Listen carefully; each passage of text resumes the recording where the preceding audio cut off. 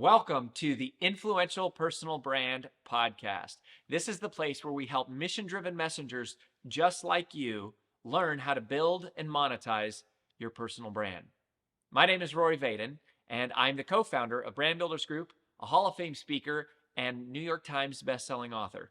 And this show is to help experts learn how to become more wealthy and well-known. I know you're going to love it. Thanks for being here. Let's get started. Hey, everybody. AJ Vaden here on the Influential Personal Brand Podcast. So happy to be here today. And I love when I get to interview new friends. And Henna Pryor and I got introduced and just found out that we have lots and lots of mutual friends. But she was introduced to me from our Chief Experience Officer, Matt Lyles. She's also good friends with one of my closest friends. And, as we were just talking, I wanted to make a quick note for everyone about why you need to stick around for this particular episode. And I didn't even have this on my radar, didn't even have this on my agenda. And as Henna and I were talking right before I hit record, she said something and I'm like, oh, that's going to be the most inspiring thing of all for everyone who is listening. And so here's my number one recommendation for anyone who is tuning in going, is this an episode that I should listen to? Would this be helpful for me today? Here's what I want you to know before we get into this interview. Henna started her speaking and now authoring career 2 years ago. I'm just going to pause for a second and let that sink in. I didn't say 10. I said 2 years ago, right? And then just last year, she was named Success Magazine's Woman of Influence. Her book was, her new book, Good Awkward, was listed as one of the top books of 2023. She is on a rocket ship to the moon with her speaking bookings, and this was 2 years ago. And so we're going to talk a lot about how to use awkwardness as a superpower. We're going to talk about her book. We're going to talk about all kinds of things. But most importantly of all, if you are someone who is going, man, I just feel like this is taking forever. And I feel like, I'm gearing up for like this 10-year journey. I would just encourage you, as I was just encouraged, of like, it might take that long, but it might not. And you may want to tune in today to just get a spike of inspiration and rejuvenation of going like, hey, the work you're doing can pay extraordinary dividends. Don't give up. And so that would be my encouragement as you're listening and tuning in today, is stick around and learn how somebody like Henna started just 2 years ago and is way further ahead than she ever thought possible just 2 years later. So that would be my encouragement to you. Now, before we get going, let me formally introduce you to Miss Henna Pryor, who is a sought after workplace performance expert. She is an award-winning 2-time TEDx speaker. She is a global keynote speaker. She's an author. She's an executive coach. I love this. She says her clients call her the secret weapon for impossible change. I think we all could use a little secret weapon of that in our lives. But she's also known, which I appreciate this, for her science-based approach in a fun, no nonsense, no jargon way. And I know if you guys listen to the podcast, you know that she is speaking my love language. And as I mentioned earlier, she was recently recognized as a Success Magazine Woman of Influence. What an awesome honor. And she has a best-selling book, Good Awkward, that was named as one of the best books of 2023. So Henna, welcome to the show. Thank you so much. Do you ever have that experience when someone is talking about you and describing you and you're like, wait, seriously, that's me? It's like, when you talk about it, I'm like, that person sounds really accomplished. Oh, wait, that's me. Thank you. Thank you for that kind introduction. I love it. And I'm so excited to connect. And I'm so excited that there was like this, behind the scenes interwebbing of mutual connections that led to this interview. And that's what I love about when you're just great at what you do, your name just kind of starts popping up everywhere. And the fact that we were able to pull this off and get this interview recorded today is just so exciting to me, because anyone referred to me by, Matt, who's our Chief Experience Officer, already comes in high regard. And I'm just so excited to delve into this. And I want to start this interview by this comment that you made before we hit record, because I think this was not, I love it when things, I'm like, whoa, that wasn't even on my radar for this conversation. So I'm so glad you mentioned it. And so I want the audience to get to know you a little bit. But also, I want to know, what were you doing before 2 years ago? And then what led to this pivotal change where you're like, hey, I'm going to head down this, professional speaking path and then writing a book. And then how on God's green earth have you done what you've been able to do in 2 years' time? So I know that's a lot, but this is what I want to start with. I love the question. Is coffee a fair answer? Is that allowed? Lots of it. Coffee and a lot of laughter. No, the short answer is I spent 14 years in the staffing industry. So direct hire executive search, where I was working with both candidates and clients. But in that space, I got to work with leaders across industries and get a firsthand view as to what made employees happy, what made experience strong, what made people stay, leave, what made brands successful. Kind of got to watch it from a 20,000 foot view for 14 years.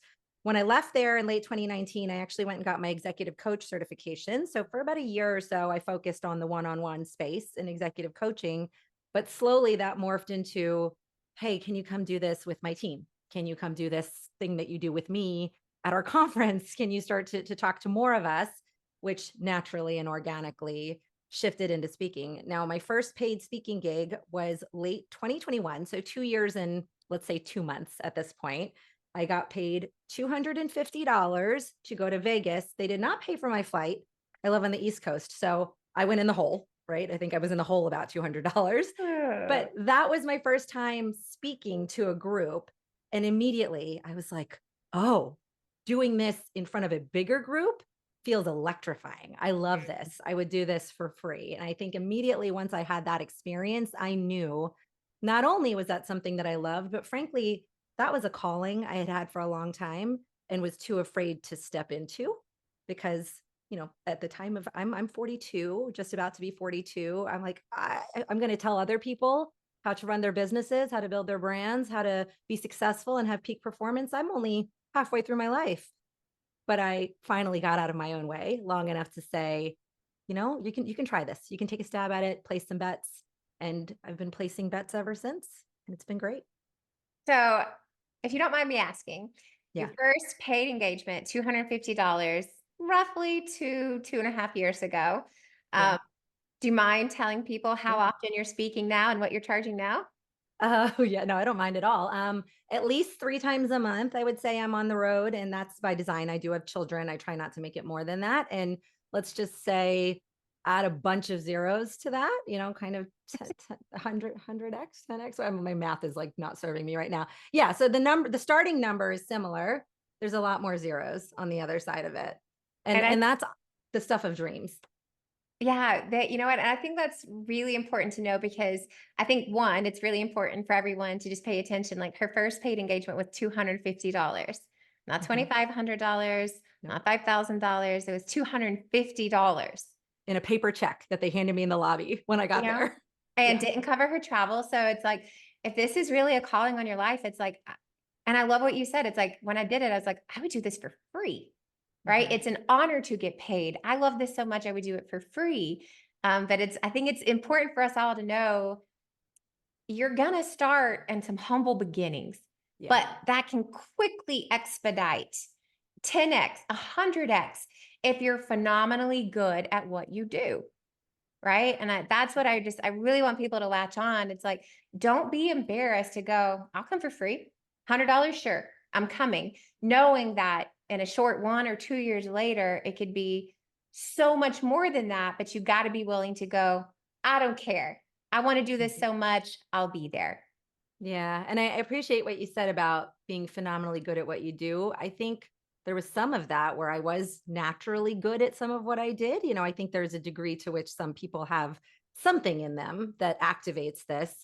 But there was also a lot I was not good at. There was a whole bunch that, as it relates to the craft of public speaking and sort of thought leadership, which I do believe is a craft, I had a lot to learn. So once I decided I was going to plant my stake in this, I invested a lot in coaches, in programs, in partners, because I don't think that the people who want to play at the highest levels get there quickly without support. And I was impatient. I wanted to get there quickly. I wasn't willing to wait 10 years, 15 years. And I do think that for me has been a big difference in the speed in which this has happened. You asked, how did it happen in 2 years?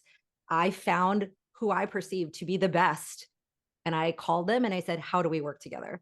And that has played a huge role in the fact that things have happened as quickly as they did. I love that.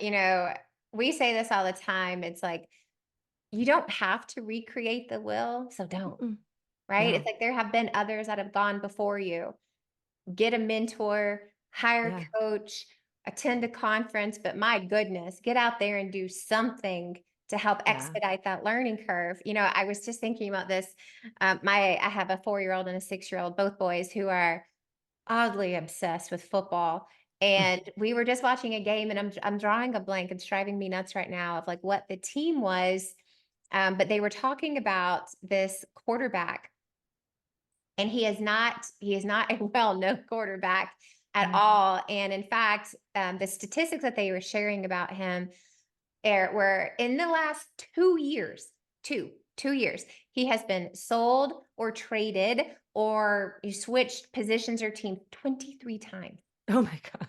but in two Exhausting. years. And I'm like, Yeah. what? Is that even possible? Like, how does Yeah. that happen? And he was having the game of his life. They ended up winning the game. The only reason I know is because our team was the other team.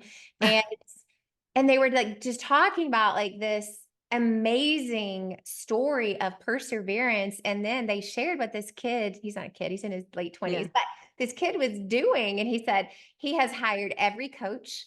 He has gone to every off-season training, and all these announcers were just sitting there going like, look at this success story of someone who no one thought would even be in the NFL 2 years later. And here Yeah. he is living out his dream, playing quarterback in the NFL, that he took a risk on himself. He invested all the money he was making to hone his craft, and now look at him. Yeah. What I love about what you just said, I think that the line that just grabbed me, you said at the end, is he took a risk on himself.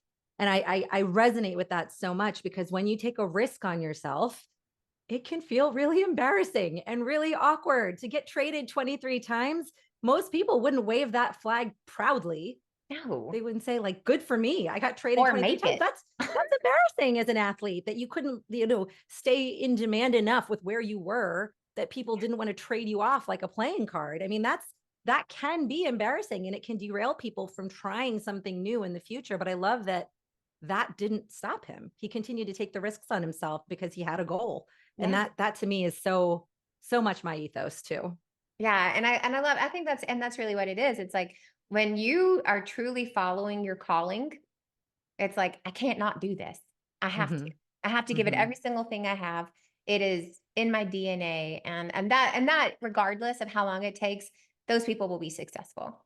Yeah, It may I not agree. always happen in 2 years, but it will happen because they don't give up. And that's what I love about stories like that. And so as you were talking, it made me think about listening to these announcers that were both enamored and just like they were also like so happy that he was like made it to where he is, because that's what happens when somebody invests in themselves so much. And so just to pivot just a tiny little bit, I want to know, it's like, so you kind of organically shifted into, this prior corporate career to executive coaching. Then it was like, hey, can you do this for my team? And then, hey, can you do it for more people? And all of a sudden, here you are. How did the book come about? The book. Okay. The book, I've always wanted to write a book since the 5th grade. I think I always had this desire to write a book one day, but similar to the speaking thing, I think I was nervous to do it because there's a lot of books. And I thought, okay, what do I have to say that's new and fresh? And I remember, an origin story for me is one of awkwardness. My parents are South Asian immigrants. My mom's from Pakistan. My dad's from India. I am named Henna. I was born in the 80s. Hanna Barbera was all the thing. And so people were mispronouncing my name. My food smelled weird in my lunchbox. And, the story that I told myself my entire childhood was the me I wanted to show the world was always clashing with the me that was on display. And there wasn't a day that went by that I didn't feel impossibly awkward about it. So fast forward, college, I sort of found my people. Then I entered the professional spheres. Every transition point professionally, every inflection point, I feel like all those feelings came back again. Mm. Like they're looking at me, they're wondering what I'm doing. Am I being an idiot right now? This is embarrassing. I'm not saying the right thing. And our queen, Brene Brown, started saying this thing at the end of her podcast. She would say, stay awkward, brave, and kind. Mm. That became her tagline. And I had a very visceral reaction to it. I remember thinking, brave, yep, I know that one. Kind, yes, my parents taught me that one. stay awkward. No, thank you. I've been trying to get rid of this my whole life. What are you talking about, lady? Everything else you say is brilliant. This one, I don't know. And I got very curious about this particular emotion and how it relates to the way we show up at work, in life, in our personal brands. And the deep dive began. So TEDx and then book on that very topic. I love that so much. And the fact that you just like embraced it so wholeheartedly and wrote the book, launched the book, and all of this too is in like the last 2.5 years and some change. I would love to know just really quickly, and then I actually want to get in and talk about how do we use awkward as a superpower and like what is good awkward, right? Because I think most people associate awkward with like, well, awkward is just awkward. It's not good. Yeah.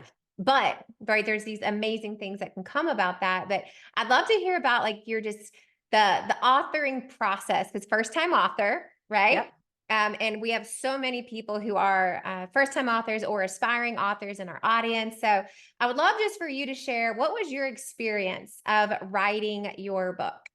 Yeah. Oh gosh. So I was listening to your recent episode with I think it's Allison Trowbridge, that she was Yeah. talking about a little bit of the authoring. And so a lot of what she said, I was nodding my head. But for me, I mentioned I wanted to write a book since the 5th grade. I've always liked writing in, let's call it dabbling context. So there was a period there where I had a Tumblr blog and then, social media posts and all that. But a book felt like a big ask, right? It was a big reach and not a small project. I'm a little squirrely in that I don't like doing the same thing for too long. So I thought, do I even want to do this?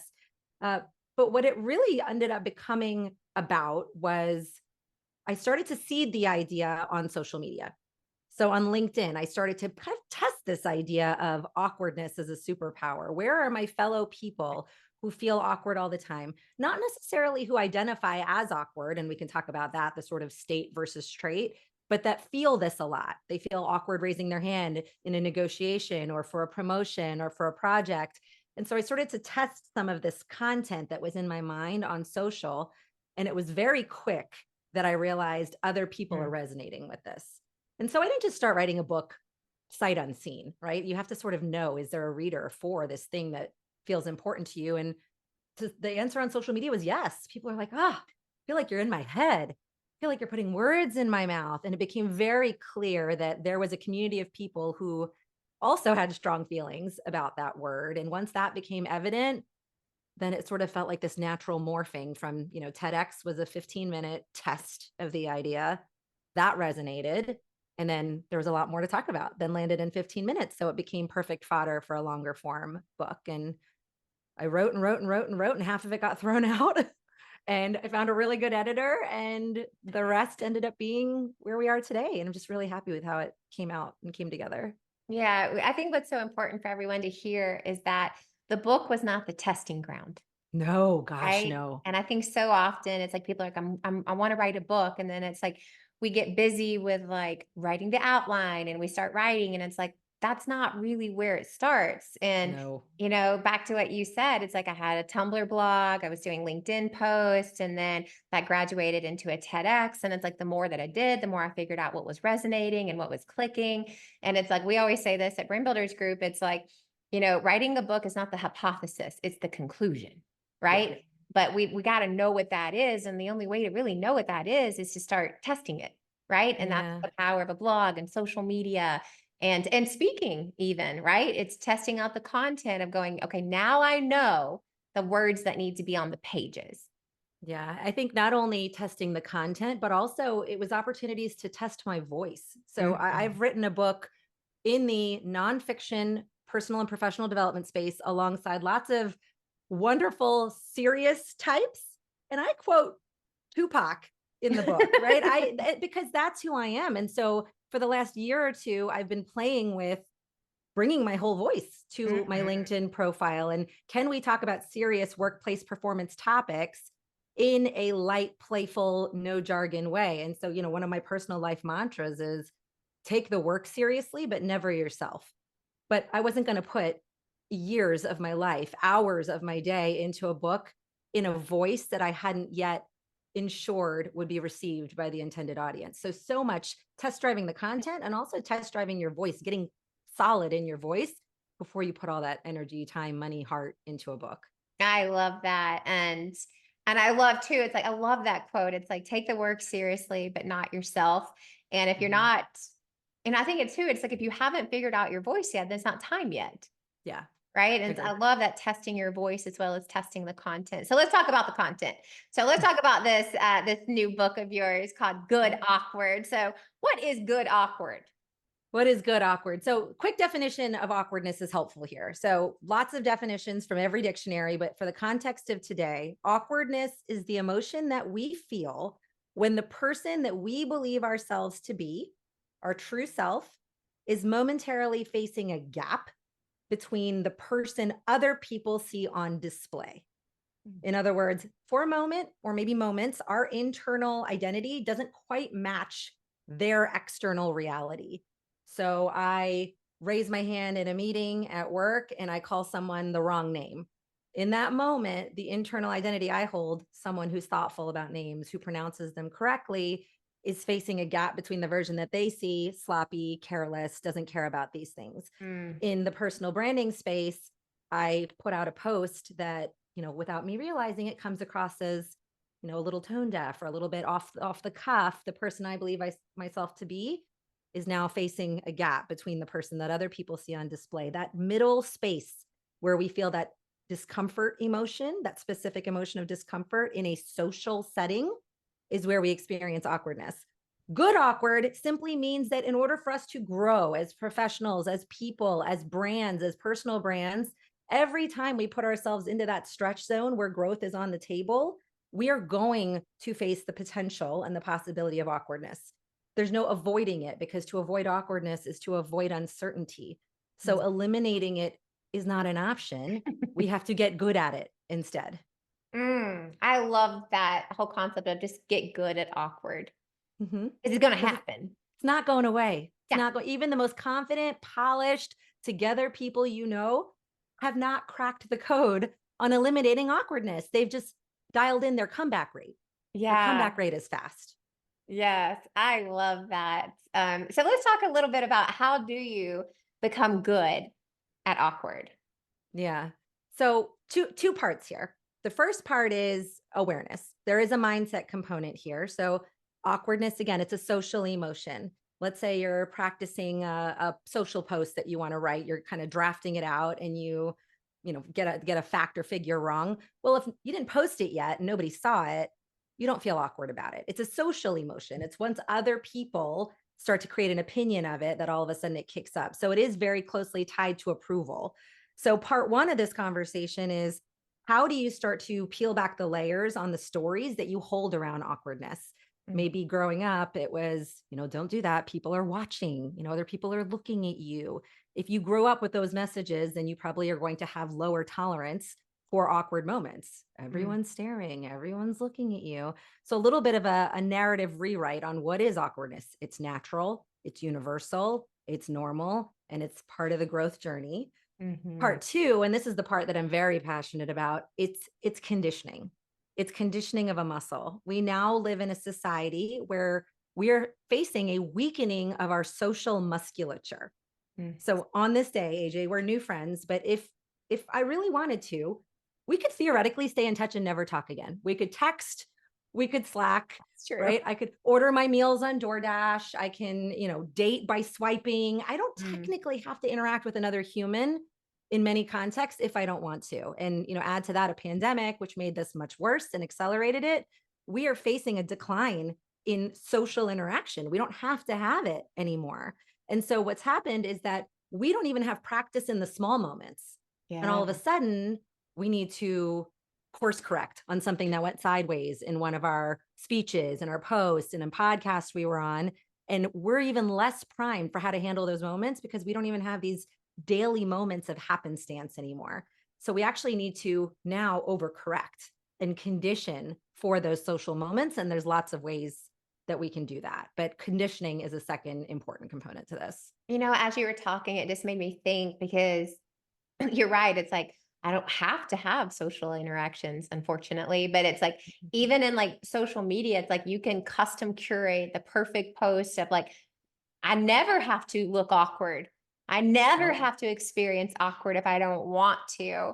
And I think that there's a little bit of it, 'cause I just turned 40 this year. So we're Mhm. in the same high school generation. I'm so grateful that all those things did not exist when I was growing up, because it built a muscle where it's like, yep, that happened. Yeah. What are you gonna do about it? Right? It's Sometimes people everyone's think they're fault. like, "Oh, is it the new generation?" I'm like, "Well, it is." My daughter's 13 and it's for sure in this generation where we went to a friend's house. I was about to ring the doorbell and she's like, "No, no, no.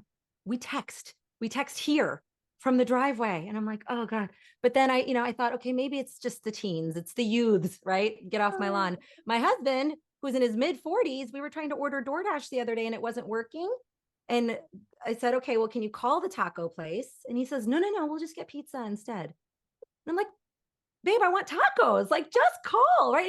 By the way, he's in sales for a living. He's not an So introvert. funny. So we're all facing this, right? Yeah. And where I think it's important to understand is it's not changing anytime soon. So Mhm. we have to now create what you and I had the opportunity to have more naturally. We have to be more intentional to find those opportunities now.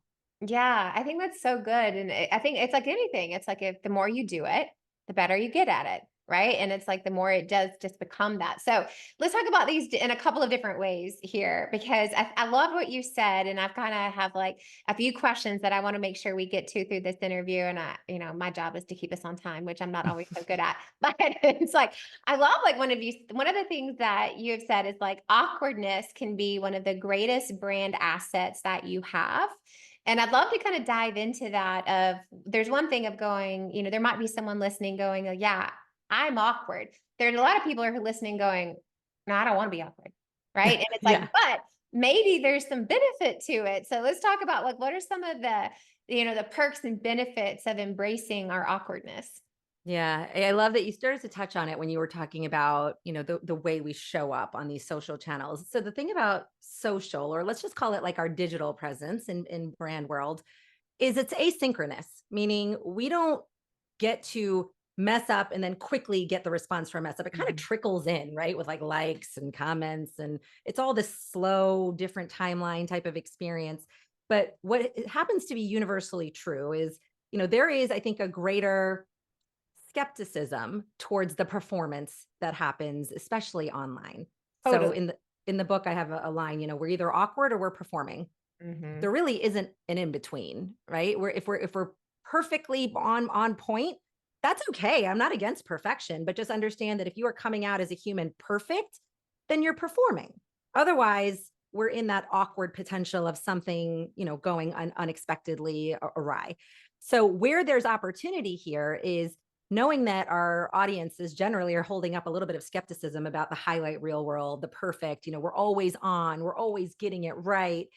There is enormous opportunity in life's natural and inherent awkward moments to create a literal espresso boost of loyalty from our clients, the people that we serve. So, example, Sheryl Sandberg, when she wrote Lean In, again, hailed by many as a great book, and she's very quickly been catapulted as a thought Mhm. leader of our time, but it was very quickly criticized by many because it was out of touch or really only for the privileged. Now, for Sheryl Sandberg, that had the potential to be very embarrassing, very awkward. Here she is trying like hell to advocate for women, and a wave of people are telling her she's out of touch. She doesn't understand. She could have ignored it. She could have shut down, that there's a lot of ways she could have gone, but instead, she not only heard the criticism, she named it. She named it out loud. And she continued to then incorporate what she was learning and hearing in the areas where she fell short in this conversation into her future talks, into her future content, into her keynote, which made even those who kind of were, let's call it early haters of the work, all of a sudden come on board because of the way she handled that awkward situation. It could have been, again, a huge derailment to the message she was trying to create. And instead, she used it as a force for good. There's hundreds of examples of similar, but when we have those moments, what are we going to do with them? Because it can either become something that shuts you down, or we can look for that gift in the garbage and use it as an opportunity to rise up further and faster than we did before. Yeah, and that's such a mindset, right? Because it's like Hmm. you are going to do one of those two things. It's like you're going to be so embarrassed Yeah. and so ashamed or so whatever. It's like I'm done. I'm out. right? I'm going to turn off my social media, block all the comments, and I'm going to go hide for a few weeks. Yeah. Or it's like, yeah, let's talk about that. Yeah. Right. And Yeah. let's learn from it and let's grow and change from it. So I'd love to hear from you. It's like, what does it take for someone to build that mindset Hmm. who you can kind of become not embarrassment proof. It's like we all feel moments of embarrassment, but you're able to go, well, that was embarrassing. And yet Yeah. here I come. Right. Yeah. I'm still moving. So what are some things that we can do to help build that? Because I think that's a lot of what people really struggle with. It's like they want to be seen in this certain way. And it's Yeah. like, yeah, but there's all these other things that are naturally going to happen along the way. And when they don't go right, they just kind of fall apart. Yeah, there's a couple pieces of research that are really helpful here that shaped my thinking around this. One of my favorites is from psychologist Elliot Aronson. This was decades ago that he noticed something called the pratfall effect. So what I am not suggesting is that you currently, in your spaces, step in it on purpose to make yourself feel more relatable, right? I'm not telling you to go spill coffee all over your lap in your next, LinkedIn live. Please don't do that.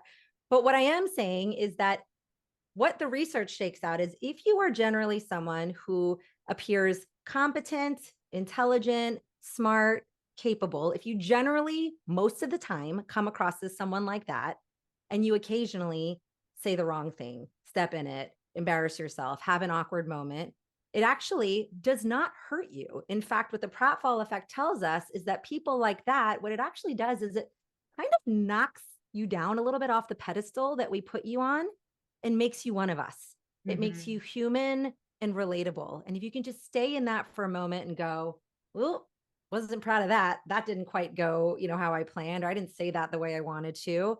It actually can create an even deeper level of loyalty. So I'll just give a specific example. On a LinkedIn or I'm sorry, an Instagram story recently, I think I used the term something about my tribe. And I am trying to be just more thoughtful. Again, everyone's got their own tolerance, but understanding that that's a term that is, sort of owned by indigenous people. And there's a lot of other ways to say it, my squad, my crew. And I wasn't happy with my word choice. And I could have left it and a few people, wouldn't have cared and maybe nobody would have cared.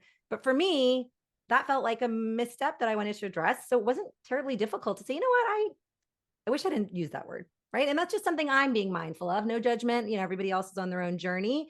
But I got, I think, 20 messages in response to my follow up, just saying, hey, I appreciated watching you do that in real I love time. that. Right. I appreciated just you figuring that out in real time and sharing it with us. Same thing with book things that went sideways, things that didn't work out. Again, these embarrassments can end up being the thing that create the loyalty that nothing else can create that quickly. How many of those can we lean into? I love that. It's, I jotted this down as a reminder to myself. It's like your reactions are just as important as your actions, Yeah. and it's like sometimes it's the way that you react to the thing that will create.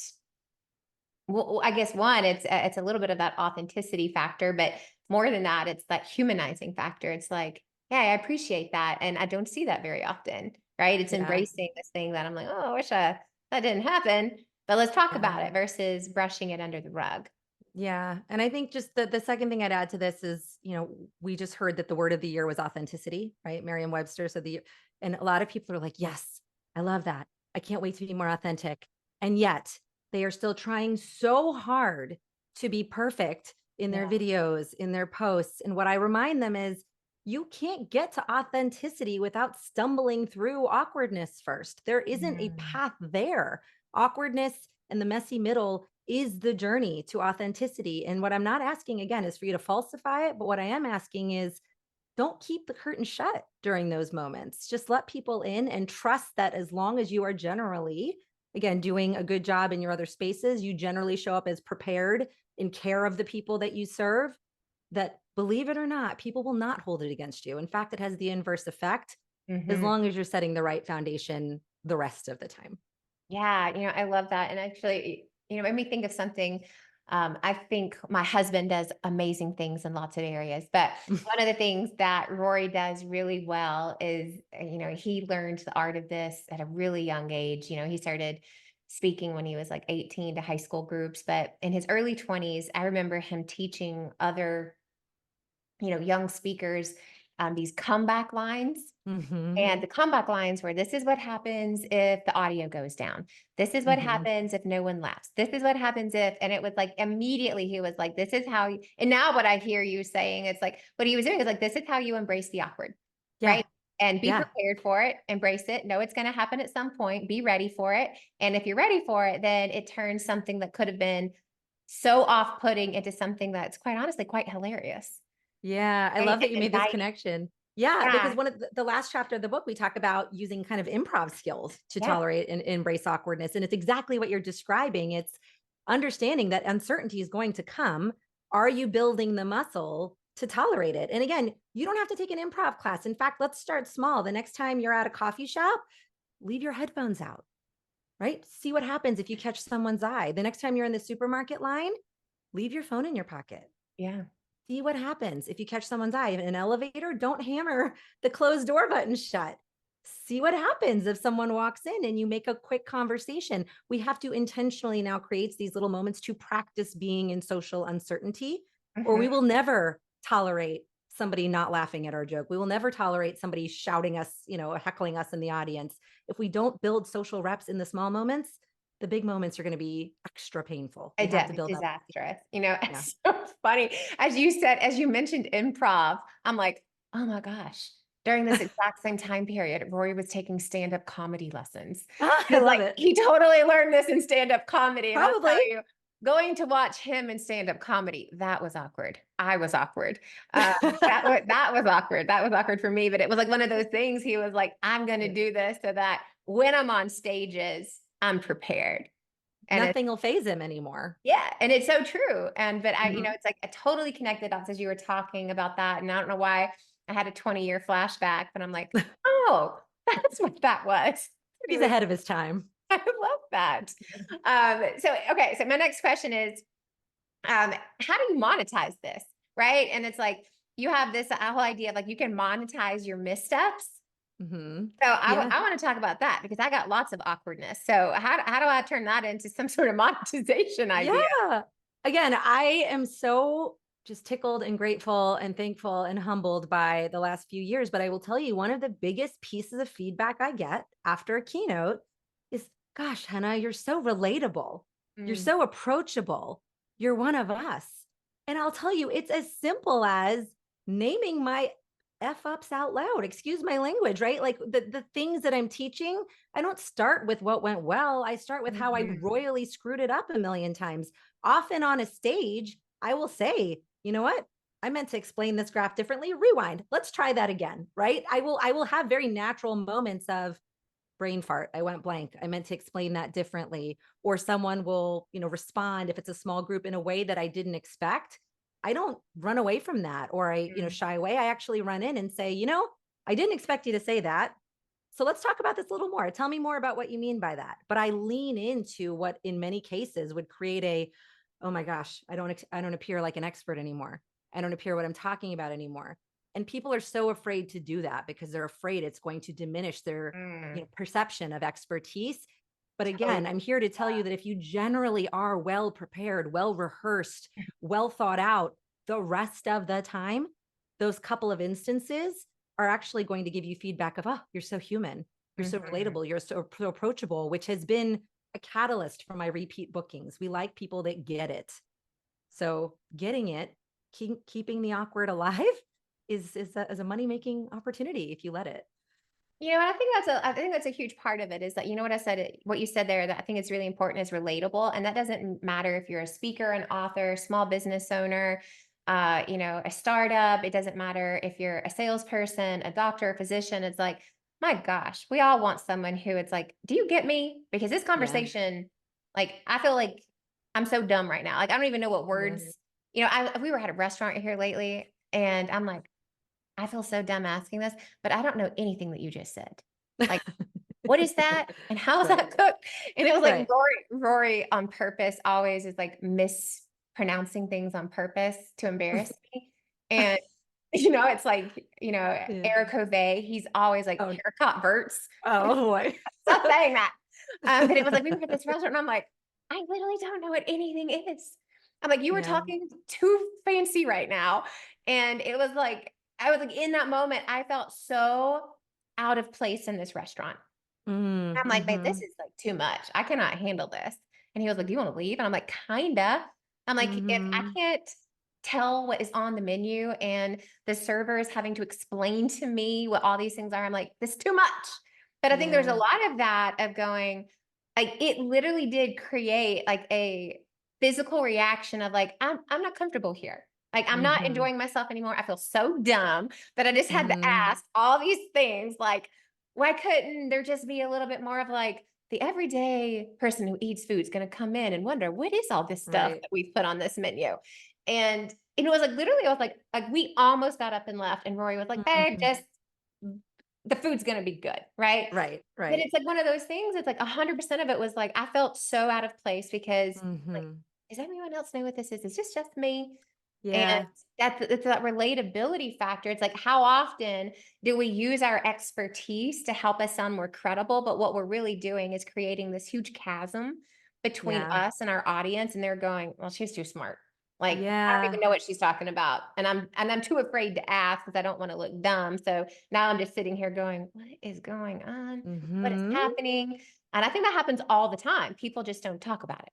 Yeah. What I love about your story is in those moments, like most of us would think, gosh, everyone must read on my face what I'm feeling. Like the server must realize that I am just so uncomfortable right now. Everybody around me must realize, but awkwardness is sneakily one of those emotions that you will always feel it 10x, Mm-hmm. 20x more than anyone else is seeing it on you. I remember the first time at my public speaking training, I got up and talked in front of my peers. My knees were knocking, my hands were shaking, and I'm thinking everyone can see this. And I got down and I'm like, you could see my knees, right? And they're like, what was going on with your knees? What was going on with your knees? And so this is the spotlight effect, right? Everyone is paying closer attention to our missteps, our knocking knees, our I don't understand the menu, when that's just not the reality. They've already thought about themselves. They're already back to their next table, their next whatever. And this is preventing us from trying things and taking the risks. So just that awareness is really good as we think about what are we going to try to do next. Maybe you'll go back to the restaurant, maybe you won't, but you did it and you survived it and you're here to tell the tale. I will tell you, I will not be going back. You don't have to. You don't have to. I need to know what the words on the menu are in my, Fair. but it's like, but it still come back to this like relatability factor. And Yeah. it's like, the truth is, what we discovered is we were not their audience. Yeah. And that's okay. They are, That's okay. and that's okay. But it's like, if you know who your audience is, then you got to speak a language they understand. You want And to you go where they have green beans. Yeah, Instead. that's what I need to know. I don't need these fancy French words. But it's like, I think a lot of that has that relatability factor, right? And it's Yeah. like, if clients are saying, hey man, you're so relatable, but that's telling you, it's like, these are my people, Yeah. right? Yeah. And it's helping I us identify. yeah, agree. And I think, the best part of all of this is it actually takes less effort. It takes less effort to let some of this fall off, some of this armor of perfection. And, one of the best compliments I receive from a branding standpoint, and it makes my heart sing every time I hear it. They say, Henna, you're the same on a keynote stage as you are on your LinkedIn posts, as you are on your website, as you are at happy hour with your friends. Now, granted, So happy hour good. probably has a few more curse words and some other, inappropriate jokes. But other than that, they're like, Henna, it's crazy. You're the same person in all those places. And I can't help but think, that's crazy. That's crazy to people. That's just be you. It's a lot less work to be the same you in all the places, but it requires letting go of some of this element of performance. Yeah. So let's talk about that for a minute. So how do we do that? Because I think that's a fascinating thing, especially with, the emergence of, technology and social media. And my gosh, now AI and all of the things where I'm like, is that you or is that a fake Yeah. you? I don't Yeah. know. And I think a lot of it has to do with, it's like, I want to get the same person at coffee that I see on social media. And often they are different, right? I've got this Yeah. continual hang up about meeting people that I really admire. I'm like, I just don't want them to be different. Right. So Yeah. from afar, I think I know who they are. And Yeah. it's Yeah. like, but it's because so often they don't match. And Yeah. so what causes that? And Yeah. I think what can we do to go, man, we can be the same in all the places, because at the end of the day, that's what we all want. We want to know Yeah. that the person online is the person on stage, and the person on stage that's who they are at home. That's who they are behind closed doors. We don't want these, Dr. Jekyll, Mr. Hyde Mhm. personas. And so I think I'd love to talk about like what causes this weird phenomenon of like you have a stage persona. You've heard Yeah. people say that, and it's like you should not have a stage persona. You just need Yeah. your persona. And then how do we fix that? Yeah. So what causes that is there's an interesting piece of research I talk about that it speaks to this idea of catering. So what a lot of speakers, authors, thought leaders, entrepreneurs do is they try very hard to cater to their audience. So their definition of catering, there was a study done by Harvard, Francesca Gino and her team. Catering essentially means presenting or speaking or writing in order to meet other people's expectations. What do you think your audience wants from you? And then you do that, right? And we think that's going to make us more successful. When we cater to other people's expectations, that's going to make us more likable, more successful, more desirable. When in fact, the research shakes out that that is not the case. And it's a lot more exhausting to cater. So they did a pitch study actually with entrepreneurs. There's entrepreneurs pitching to investors for funding.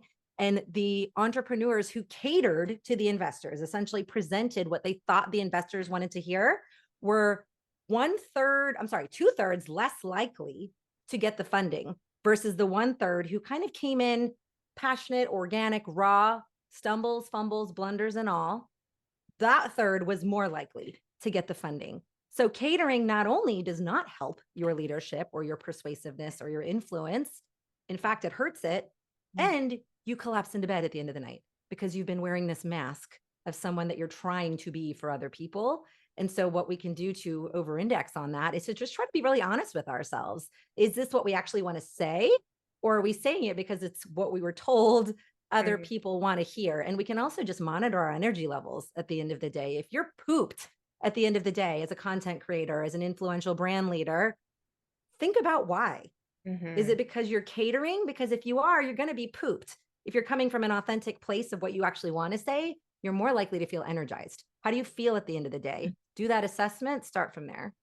I think that's so good. It's that whole thing. It is so much more work. It's like, okay, I think this is what they want to hear. So I have to, put everything through this filter to accommodate that versus just saying the thing.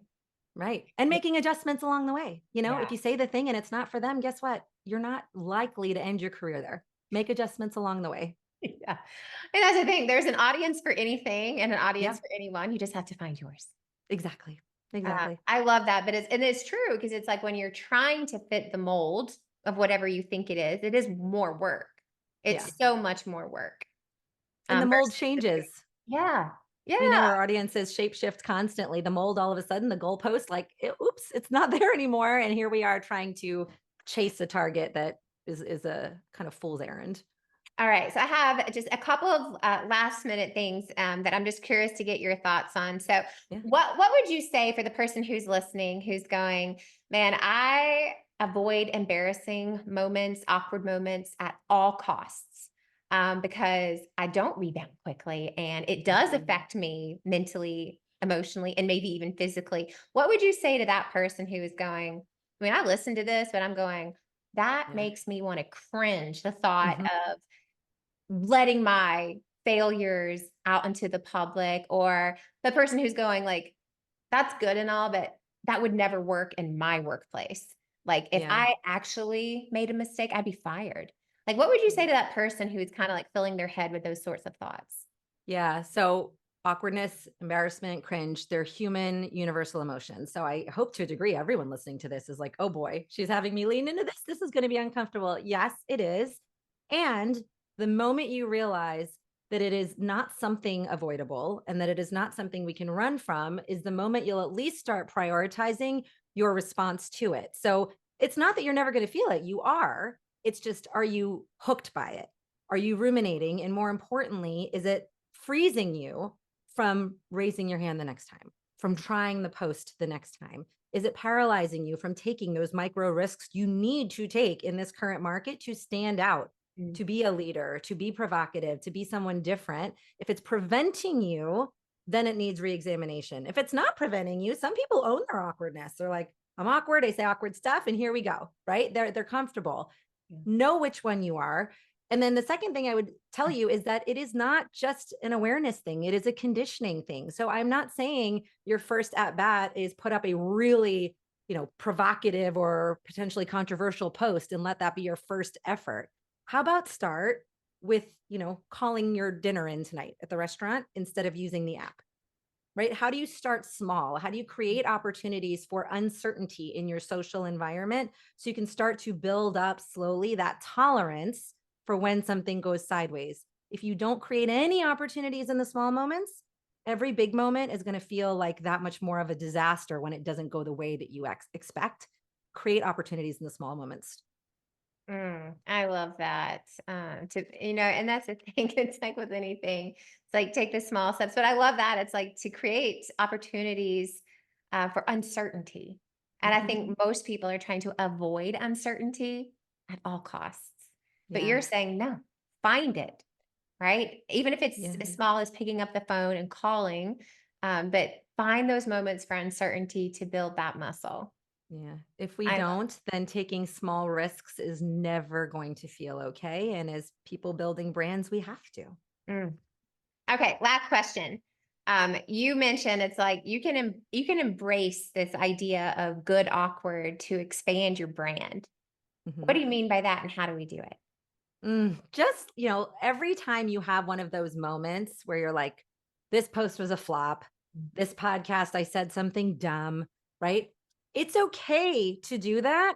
I just want to ask you, don't run away from it. See what might happen if you actually even put a little bit of a spotlight on it, right? And so in the case of the tribe comment, not only did I not ignore it, I actually raised it to the forefront and made it a conversation. So your missteps, your fumbles, your stumbles, they're going to happen.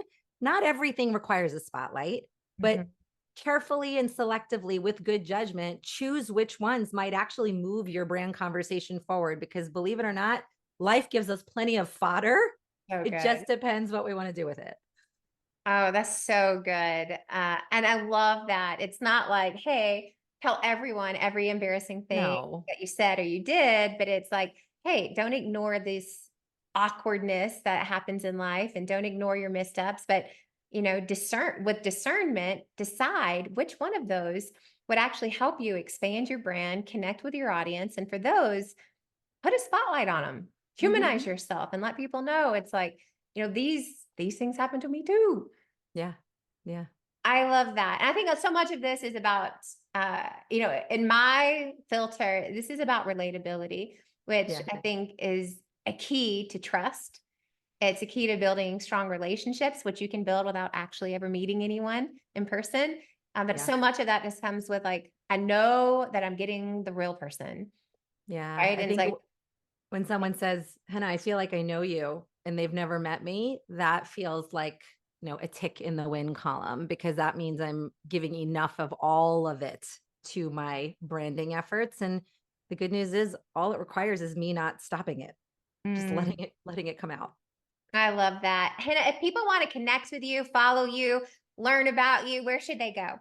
Oh, thank you. It's hennapryor.com. I'm Henna Pryor on LinkedIn and Instagram. I love to make new friends, even if it feels awkward to reach out, do it anyway.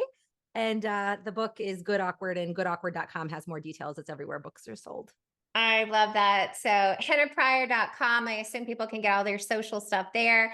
And then if you want to check out the book, which you should check out the book, I think this is one of those, again, universal topics that applies to all of us at all stages of life, all stages of business. And for that, go to goodawkward.com. Henna, this was awesome. I loved it. I love having conversations like this. I love meeting new friends. And for everyone listening, stay tuned to the recap episode, which will be coming up next. And I will see you next time on the Influential Personal Brand.